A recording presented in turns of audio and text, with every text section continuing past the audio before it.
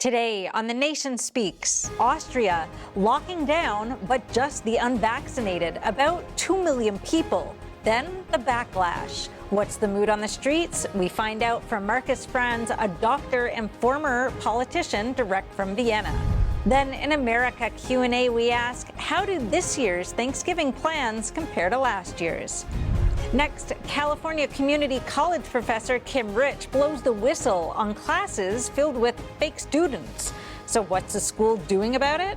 Finally, in our second special Thanksgiving America Q&A, we ask people to tell us what is the most memorable thing someone has ever done to help you. Hello and welcome to The Nation Speaks. I'm your host, Cindy Drucare. In Austria, a new lockdown. This time only for the unvaccinated. It's the first country to impose such a measure. It went into effect last Monday, then immediately it provoked a serious backlash. The rules affect about 2 million residents. Police were out patrolling the streets, checking papers to ensure compliance. The government said about 15,000 people were stopped and asked for their papers in the first 24 hours of the mandate, and about 120 fines of up to $1,600 per violation were handed down. COVID cases and deaths have been rising in Europe in the so-called fifth wave of the pandemic. But Austrians, it seems, are rejecting a segregated society, as we will hear from our guest. Joining us now from Vienna is Dr. Franz, a former member of parliament in Austria and an eminent doctor of internal medicine. Dr. Franz, thank you so much for joining us today. Thank you for inviting me. Good evening. Good evening. Good day, good morning. Oh, good morning. So as the debate rages here in the United States and Europe and elsewhere about the effectiveness of lockdowns and vaccine mandates, the headlines from Austria struck some people as a bit alarming, a lockdown just for the unvaccinated. Could you start off by making us a little bit clear on what the rules are of that lockdown?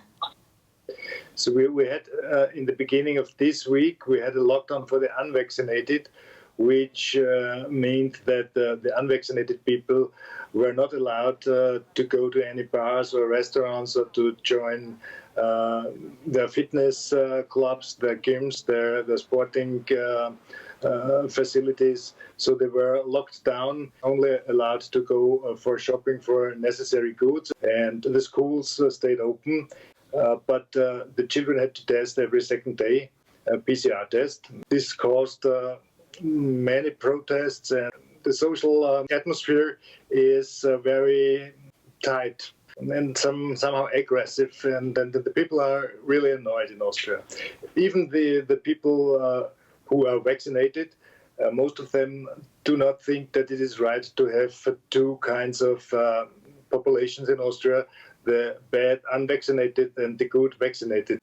On Friday, the parliament decided to impose a lockdown on the whole country, starting from Monday for 20 days. After that, the lockdown will be for the unvaccinated, and for the other people, for the vaccinated people, we will see within the next 3 weeks. So do you see that as a response to the protests or to the COVID situation in the country? Both. We have two states in Austria which have serious problems with the hospitals. The hospitals are full. The protesters will protest anyway, and I think they will even protest more because government always promised to avoid a lockdown, and now they do the opposite, which they promised a few days ago. And let me ask you, in Austria, is natural immunity recognized? You can get a test or vaccinated. Is natural immunity recognized? It is recognized, but it is not officially. This is a big problem for the people who had the disease, because they have to be vaccinated now. And most of them say, I had the disease, I'm healthy now, why should I get vaccinated? But they have to be vaccinated to gain their freedom. So as a politician and a medical doctor, do you think the lockdowns in the past have been effective in Austria? What's been the impact? I think the first lockdown last year in March was effective because we didn't know what will come.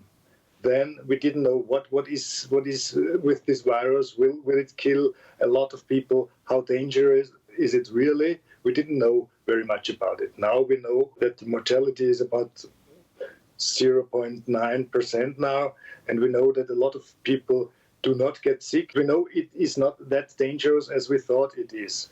It is dangerous, especially for older people, for people at risk who suffer from diabetes, who are very obese. These people should get the vaccination. People were not satisfied with the kind of information they got all the time. And in the end of springtime, our Chancellor Kurz, who is not Chancellor anymore, said in summer there will be an end of the pandemic. And this was not the case. The pandemic started again, and a lot of people, a lot of experts warned about the oncoming wave, the so-called fourth wave. And so people started thinking, they told us to get vaccinated, and then we get the fourth wave.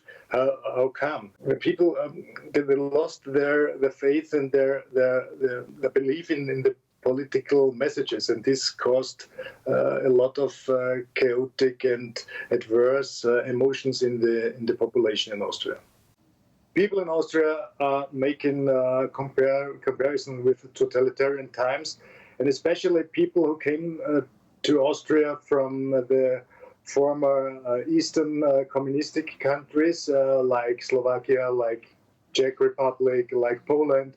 We have a lot of doctors here from these countries and a lot of workers, and they all say this is very similar to the system which they fled from before 1989, before the wall in Berlin fell down, and they are all afraid of these developments, and the emotions are frightened and irritated and somehow aggressive too.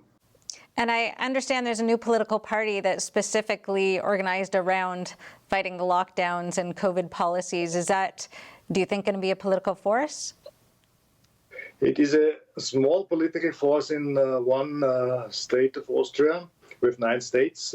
They won about 7% in the last election in the so-called Upper Austrian part. This party will grow, I think, because people are so unsatisfied with this sort of chaotic informations by the politicians. I have to say, the doctors who have to solve these problems, it is a medical problem, but the politics involve too much in this medical problem, and so we have a mix-up from medical measures and political measures, and the doctors have no right or no possibilities nearly no possibilities to do their work properly.